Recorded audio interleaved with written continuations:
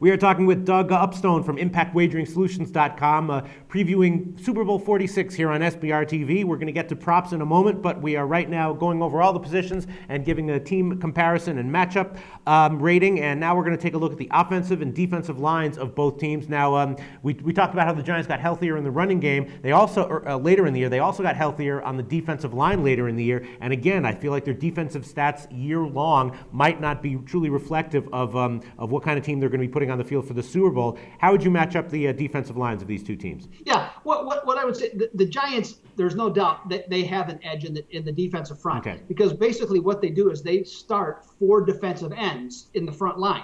So they're able to create a lot of pressure. Now, they still, even later in the year, their average of 4.5 yards per carry is still justifiable, and they do give that up. San Francisco was able to run on them, not at will, but certainly, when they needed to and, when they could. But their real key is, they rush the passer, and they got 4 legitimate guys that can really make life tough. And they force quarterbacks to make quick decisions and or make mistakes. And that's really the strength as to what they do. Now, New England, as it turns out, was somewhat underrated in terms of their defensive line. Now, their defense was the second worst in the NFL, but they sort of found a little bit late in the year. And Vince Wilfork, their nose tackle, oh my goodness, did he close with a purpose? And he is playing his best football. He today demands 2 players every time the ball is snapped. So he really helps the other inside defenders for the Patriots. Now, the 2 rush ends, Ninkovich and Mark Anderson, are both very good and underrated pass rushers.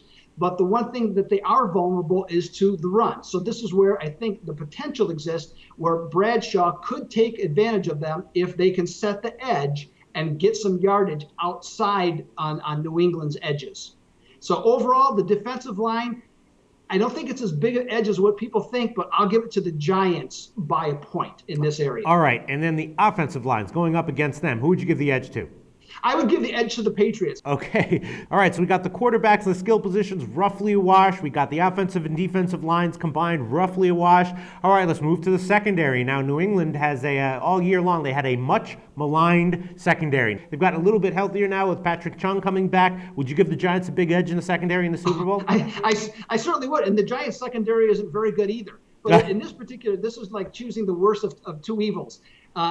You can make the case that of this being the 46th Super Bowl, that New England has the worst secondary ever to be in a Super Bowl. And I don't think that's stretching the truth. Even at the most important time against Baltimore, there was still a complete lack of communication and breakdown that came in that game. And Baltimore really should have won the game, except for a couple of fortunate plays. But that secondary is absolutely pathetic. Now, the Giants weren't a whole lot better. Now, since December 18th, they've made a big push, as, of course, the defensive line got better.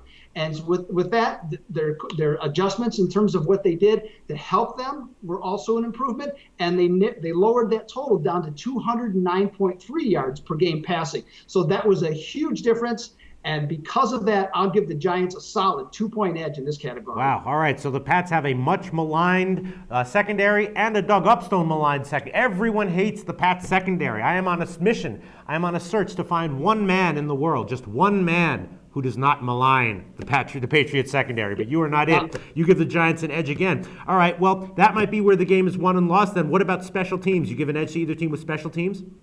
No, I don't. I don't see anything in the special teams because both coaches don't put a great deal of emphasis on the special teams. I think they're more set up to be not to screw things up as opposed to being advantageous. So no, I don't see no real difference in the 2 teams in terms of special teams. All right.